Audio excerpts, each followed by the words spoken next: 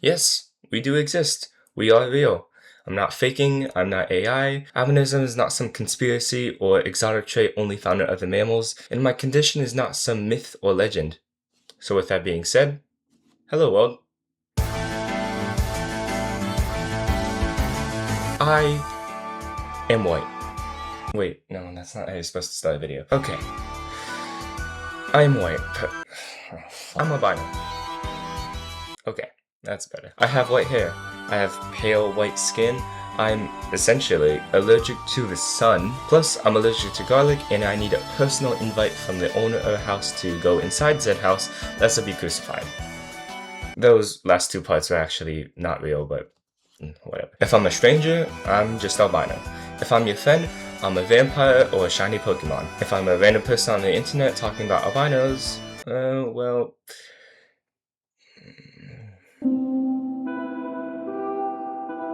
It's some time ago, and I'm just a chill kid, who lives in upstate New York. Life is pretty good. It's normal. I do things a kid in the 2010s would do. I eat things a kid would eat. I say things a kid would say, unlike I say nowadays. I go outside. I play with friends. I realize that's a foreign concept to so many kids these days. It's sad. I remember I had these wooden toy blocks, and my dad had these Star Wars figures, about like 6-inch figures, and I'd build like a rebel base and like play with them, and they'd like do all these random missions and stuff. It was good times. You know, thinking about it now, I actually kind of lost some of the figures, and I never told him. So... at first, I didn't even know I had albinism. I didn't even know what it was. I just knew I had white hair. I mean, how could you not? It's right there. And I also knew that my vision kinda sucked after falling off of the playground a bunch of times as a kid. I noticed, but I didn't really think it was that big of a deal. Sure, nobody else except one other family member I knew had the same visual difference, but I was a dumb f***ing kid. I wasn't gonna notice. I didn't know I was different. I just assumed... I don't know. I just assumed... Actually, what did I assume? I'm gonna be real honest. I don't know what my younger self's reasoning was for not questioning why I was the only one in my entire preschool class who had white hair. I mean, no preschooler was gonna care. At least not the ones that I had. So I just assumed, like the dumb bobblehead I was, my head was huge when I was younger. I assumed that if nobody cared, it wasn't really a problem. Oh, there's my 5-year-old logic. Nobody cared until... Yeah, so apparently, kids suck sometimes. Yeah, the preschoolers don't care. But the little shits in kindergarten do. It wasn't exactly bullying per se, at least from what I remember. It was mainly just a lot of questions. Questions I didn't really know the answer to, nevertheless really cared to answer. I was a little bit of a shy kid back then, so I always felt like those questions were a little bit too random for them not to be insults. Also, I did get bullied for other things not relating to albinism a lot when I was younger, so I thought it was just more of that. And that kind of just started everything. I didn't go searching for answers like I was the main character in some writer's washed up story. I kind of just shrugged it off. I did that over and over and over and over again. If you couldn't tell, I kind of just went along with everything. I didn't really question stuff. I mean, what were we expecting from a 7-year-old? I was low-key a helpless parasite, even more so than normal children. Anyways, later my family moved to Central Florida. Now, I'm gonna explain why that was a bad idea in a little bit, so stick around. Everything was new. A new elementary school, a new house, a brand new area, and a new gene pool. I'll explain what I mean later. I would come to miss a lot of what I used to love about New York. I miss my old home, I miss not being so close to my grandparents, I miss snow and actually having a season known as winter. My parents never told me when I was younger that year-round, Florida is hot as fuck. I thought it was just gonna be another New York, but now with Disney World. Nope. I was just lied to. Well, I guess I was lied to because I was never really told anything, but I still feel betrayed. I gotta start anew in a place where nobody knew me and I could hopefully make a good impression. This is also a place where I made a lot of my friends over the years, many of which I still talk to. And oh yeah, did I mention that we have Disney World? I feel like I forgot to mention that. We also have Universal, SeaWorld, Busch Gardens, so I guess those are all pluses too. We did get another cool addition to Universal a while ago, that being Epic Universe, specifically the Isle of Berk. I mean, in my opinion, the Dragonland is the best out of everything, if you couldn't tell. I mean, it's just the best. There's nothing that beats it. There's nothing that beats it. Everything is cool, dragons are amazing. Yeah, no, they are the best, and I would die on that hill. I remember when my family would get yearly passes for Disney almost every single year, and we'd go every single weekend. For context, we'd go so much I'd complain about my feet hurting, and my parents would have to get me a stroller to ride me around the park. I was 9, by the way. Now that I think about it, I was low-key kind of a pussy, not gonna lie. Anyways, back to being albino. And this is a really stupid line. Why is it back to being albino? Whatever. I was in 1st grade, so I was still kind of getting adjusted to being an elementary school kid. Academically, I was doing good. Well, even. Socially, well, maybe it was just me, but I could kind of tell who rose to the top of a social ladder. You know, those people who can grab other people's attention and say, hey, let's do this, and everybody just agrees. Yeah, I was not one of those people. Now, that's not to say I didn't have a social life. I did. I was just very socially awkward. I focused too much on every little social interaction. I was much more observant of social interactions than I was an active participant actually participating in them. And it became even more weird when I realized that you were supposed to bring, everybody in your class to your birthday party. I don't know what the reasoning was. It was probably something like, oh, we don't want other kids to feel left out. But screw those kids. Inevitably, life led me to my first instance, I remember, of being bullied for being albino. Yay! As people in America care so much about the color of your skin, kids would ask me why I had white hair and why my skin was so pale all the time. But no longer were those questions filled with innocence and genuine curiosity. Those questions were laced with tons of judgment and mockery, yet still, I would not see it that way. I didn't know their intention.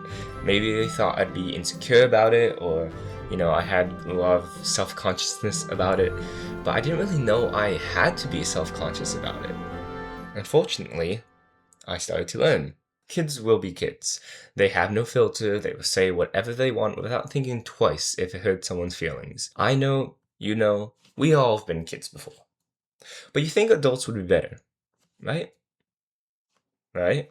So, for context, a side effect of having albinism is that oftentimes your vision is, to put it plainly, absolute shit, depending on your circumstances. When I was younger, I had 2 eye surgeries to not fix, but help a thing known as nystagmus, which is the micro, sometimes major, jitters of the eye. It kind of looks like if, your eyes are having a seizure. I don't know if you can see it. It might be there. I don't know if you can see it. Look up a video of it. You can figure out what it is. I remember having to travel all the way to Ohio to get vision exams to see how well my eyes were doing. Spoiler alert, my vision was and still is ass. I didn't understand why we had to go to Ohio of all places. I mean, no offense, but come on.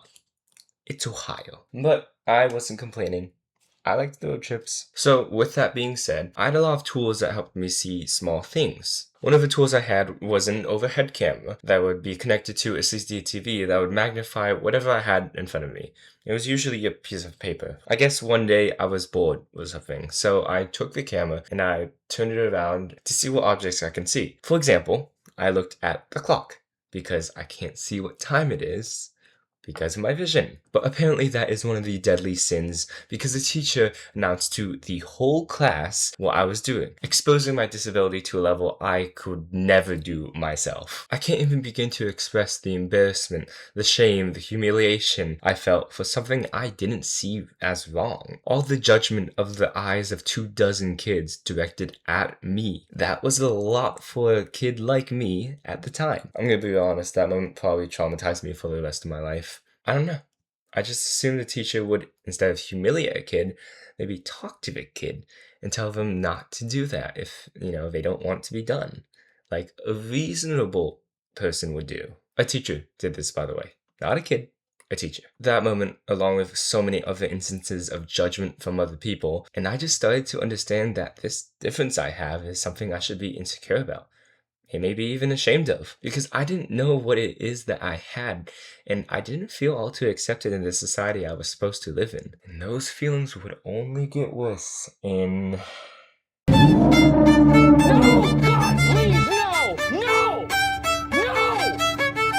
No! Oh, middle school. A cesspool where a bunch of hormone-filled, rebellious, quite frankly asshole dipshit adolescent tweens and young teens we're supposed to call human beings gather. And also apparently a place where people have sex in the spaces underneath the stairwells. Why the f does this place exist? Like, I swear, if you're the type of person who peaked in middle school, yeah, you're cooked, bro. For me, however, middle school was one of the lowest points in my life. Let me explain. There's 3 main ways I feel you can go middle school. You can fall into a group of people, the cliques, if you will. You can be passive, just seeing where you end up on the middle school social ladder. Or you can try hard at every statistic possible. Max grades, max sports, max clubs, max whatever. I chose the 4th option, meaning I avoided, well, tried to avoid, every single one of those paths. I have 4 older siblings, so I knew plenty of the horrors of middle school. So I just thought, if it's so bad, why not just not play the game? I thought I'd be able to dodge, maybe even avoid all the shit I knew was coming my way. If I don't play the game, it can't hurt me. I can't win, but I also can't lose. Did it work? Yeah, no, I still got bullied plenty. I still got people asking questions about my albinism in ways I could easily tell were malicious because I've been asked the same or similar questions before. But something would happen that would let me get a break from all this. Lockdown. I just want to get this out first. I do not mean to sugarcoat any of the struggles and hardships that people in the entire world faced during COVID.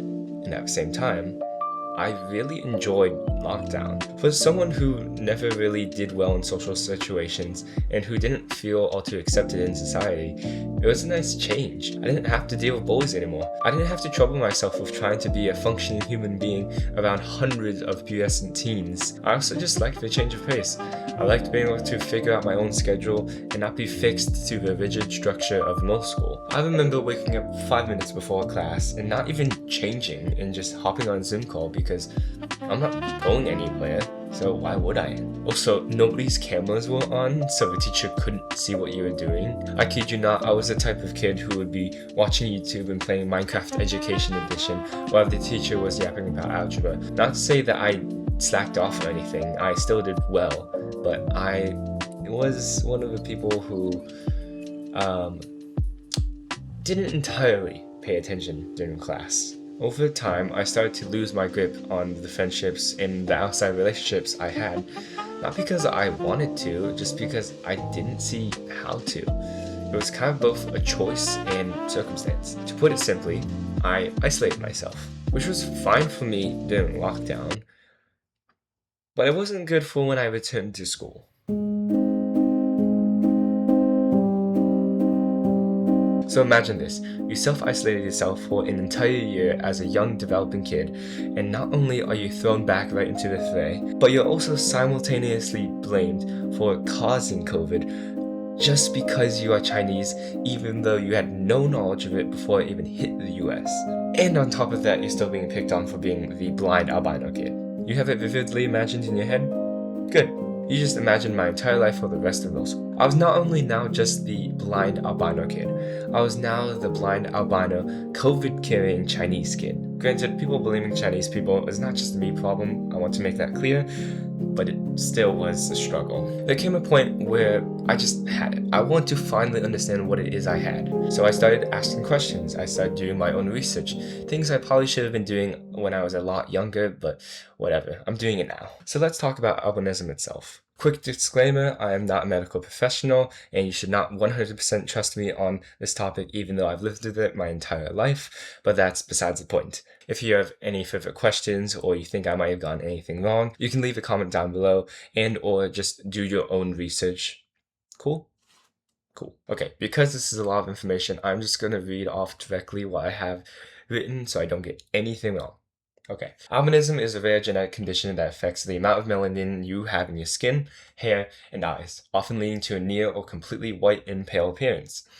Like me. The most common form of albinism is oculocutaneous albinism, I think that's how you say it, or OCA, with subtypes ranging from 1 to 7. But albinism is not common in any sense. Overall, among every type and level of albinism known, the likelihood of you having any form of albinism is anywhere between 1 in 17,000 and 1 in 20,000, meaning given the current population of the Earth at 8.3 billion, there are only about 415,000 to 488,215 people with albinism in the entire world. Which is kind of insane. Although those numbers could be very much off due to different parts of the world having different likelihoods of having albinism, but I'm too lazy to calculate all of that, so we're just going to move on. Among most forms of albinism, an added symptom is that our eyes suck, something I've already discussed numerous times throughout this video. Vision for people with albinism can be as bad as 2200, if not worse. Our vision is so bad that you don't even have to be blind in the eyes of a law to be actually blind. For context, the most common vision score for the average American is around 20/30, and can get to 20/20 vision with something like glasses or contacts. I personally have OCA 1A, which is a type of albinism that leaves you with no color in the skin or hair, and leaves you completely vulnerable to light and UV rays. Almost every single time I leave the house, I must put on what feels like 50 pounds of oily, creamy, thick blue lizard sunscreen. It's not pleasant. I always say nowadays I do have a much thinner sunscreen that does the everyday trick if I didn't live in Florida. All the way back towards the beginning of the video, I told you that moving to Florida was probably not the best idea. Yeah, the radiation is why. On an average summer day in Florida, UV levels can reach as high as 11 or higher. Already enough to make a normal person burn in 15 minutes, enough to make me burn in 15 seconds. On top of the fact that it is extremely bright here, and every single building and every single sidewalk is built with light gray or white concrete that reflects all that sunlight, even when I'm trying to give my eyes a break from all that stuff. My sunglasses, my prescription sunglasses, aren't even enough to fully block out all the sunlight. So most of the time, I'm just squinting. And if you ever squinted for a long period of time, you know what I mean. I have, at the worst times, 2200 vision, or at least it feels like that. And my nystagmus is always disorienting me whenever I'm trying to focus on a small object, or I'm just trying to read. Also, my vision just gets worse when I'm tired. Plus, I won't ever be able to drive. I'm just that blind. It's very unfortunate. That basically sums up all of the explanation segment. All the sources I used for a short segment will be linked in the description down below if you'd like to check them out. I highly recommend that you do. Alright, let's move on to high school. In May of 2022, I would be finally released from the demonic clutches of a place so evil. I remember being so happy I escaped that place. I don't exactly remember, but I feel like I cried, maybe. It was like escaping Alcatraz, if you know what I mean. But when it came to high school, I gotta say, the bullying wasn't really that bad. Except in freshman year. That year was kind of... I don't really know what to say about high school relating to my albinism. Nobody really cared, or if they did, they found it cool sometimes, and they would genuinely ask about it, which is something I never really got. And because I had some knowledge of what albinism was, I felt a little bit less insecure about it. There came this switch where people started to become understanding to a certain degree.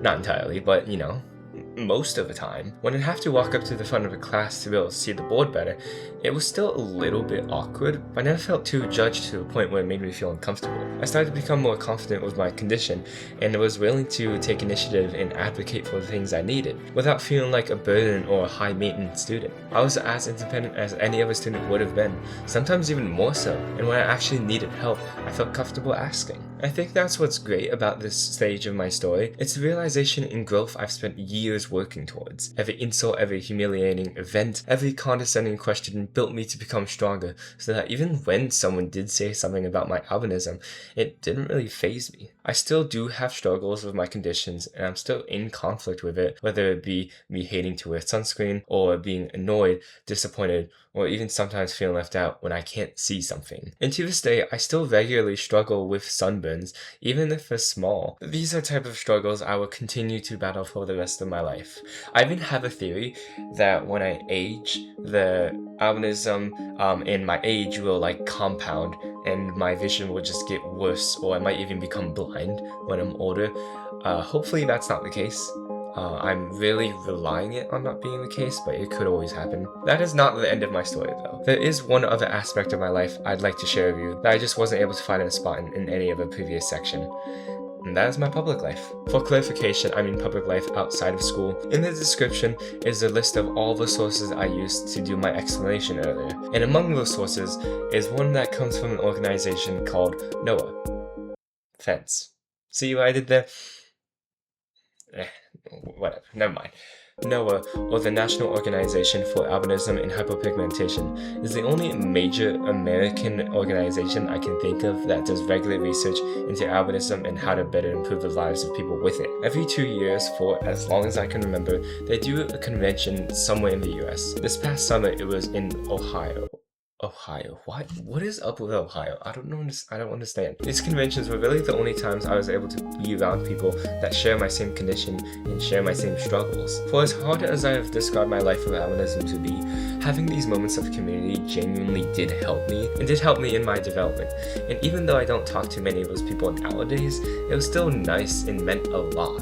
Community, in my opinion, is one of the best things to have with any condition. You don't have to prove yourself to be great if you have a community that believes that no matter what. I have a family who loves and supports me in every moment of my life, and I was able to go to NOAA conventions. For someone, it might be different. These days with the internet, it is easier than ever to find a community. Although I will say doing it in person is much better than doing it online, but that compared to no community at all is hundreds of times better. For those struggling to find a community, the internet is, well, it's something, but it's still an option worth trying if you haven't tried already. And hey, if you want a place to start, why not here? Comment. Maybe someone watching this video is going through the same struggles as you are. I do encourage you to try. I wanted to make this video for a few reasons. One, because I want to share my story to maybe help someone out there who are going through the same things or similar things I am. It may not be the most polished or well-written video, but I do hope it has provided some level of value to someone who needs it. And in a few days of uploading this video, I'll be going to college, so I thought what better time to make this video than now. Two, because I want to educate people who may not know what albinism is and who may have never even known it existed. My hope is that someone out there takes the time to research what albinism is and gets to know about a group of people they would have spent their entire lives not knowing otherwise. And the third and final reason is because I want to breathe life into a basically dead channel. Yes, if you go to the account's bio, you'll see that this account was created all the way back in, 2021? When I was still trying to figure out what I should do with all the time I suddenly had from lockdown. So to those of you who are curious and may want to see the videos, I've left another link in the description that leads to an unlisted playlist of all of my old videos if you want to see all of the cringe and stupid content I made back then. It'd be preferable if you don't, but free will. Okay, so I finished this video. If you got to the end, thank you and congratulations. I have nothing else for you. Like, I'm serious. I don't know what else to do with this channel. I kind of just, I created this video because I wanted to, and for the reason I just listed, and now I don't know what to do with it. So, I don't know, comment down below for ideas. I don't know. And yeah, I am Jack Not Black, and you're watching Disney Channel. I don't know. Just go. Bye.